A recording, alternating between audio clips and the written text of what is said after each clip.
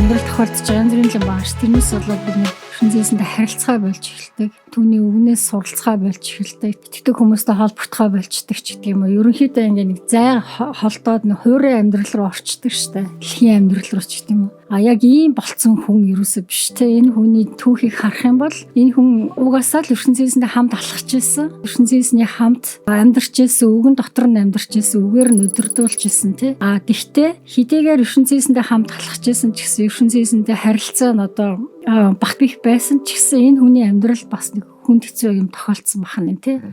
Тэгэхээр ийм нэг хоёр ялгаа байгаа шүү дээ тий.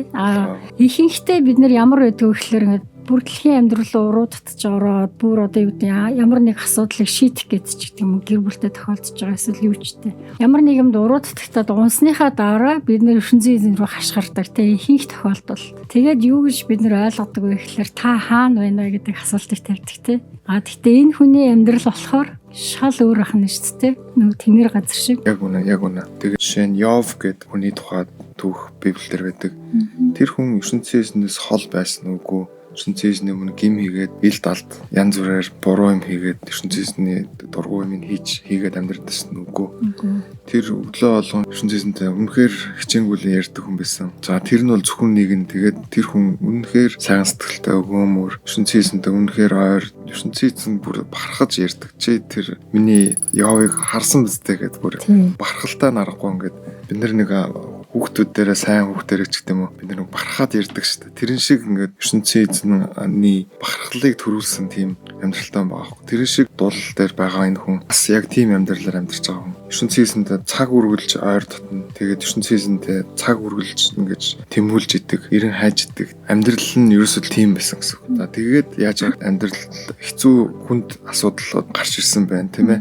Гууж ирсэн байна. Одоо бүр дуун чангарч эхэлж байна, тийм ээ. Туслаач ертөнцийн ингээд хашгирч эхэлж байна. Амьсгалах хүртэл хэцүү болсон байгаагаа ярьж байна, тийм ээ. Тэгэхээр энэ хооронд ийм гүн гүнзгий ялгаа байгаа. Тэгэхээр бид хоёр энэчнээс харуулад юу гэж уриалж урамшуулж байна гэхээр та заавал ертөнцөөс холдох ёстой юм уу? Заавал гим хийх ёстой юм уу? Заавал холдож байж байгаа. Тэгээд өөрөө дотороо мэдчихэж байгаа шүү дээ. Би ертөнцөөс хол байна. Би холдсон байна. Би болохгүй байна да гэж мэдээд байгаа мөртлөө ертөнцийн рүү ирэхгүй маш их уддаг. Өөрийгөө хуурч явдаг. Одоо Библиэлд бол ерөнхийдөө тэгжсэн байна. Тэр нь зөвхөн өөрийгөө хуурч байгаа штэ гэж. Тэгэхээр ингээд өөрийгөө хуураад гэдэг юм уу? Ингээд яваал.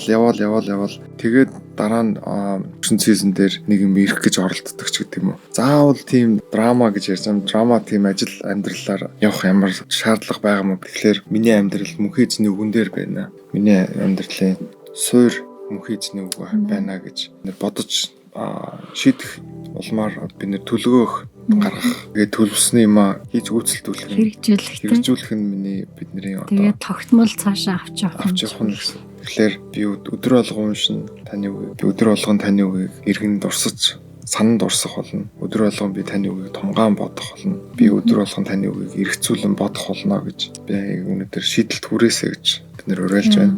Явны бицэг үлэг дээр ингэж байна. Өөрийнхөө баяр баясгаланг та нарт өгөөд бүрэн дүүрэн ад жаргалтай болгохын тулд би энэ бүхнийг ярьлаа гэж. Тэгээд дуулалын нэг дээр бас юу гэж хэлдэг вэхээр мөнхийн эзний хуулийг дагахтаа сэтгэлийн таашаал авдаг гэж. Тэгээд сэтгэлийн таашаал тэгж байгаа хүн түүний мөнхийн эзний зааж сургасан бүхнийг өдөр шөнөгийн тунгаан бодож байдаг. Тэгээд ийм хүнийг ямар ч улиралд ямар ч үед устаа усгүй тийм ээ бороотой гантай ямар үе үү тийм ямар ч үед үргэлж үр шимээ өгч идэг өгөөмөр моттой зүрсэн байдаг. Энэ өнөөдрийн шийдвэрийг гаргаснаас болоод таны амьдрал юм сэргэх болтугай.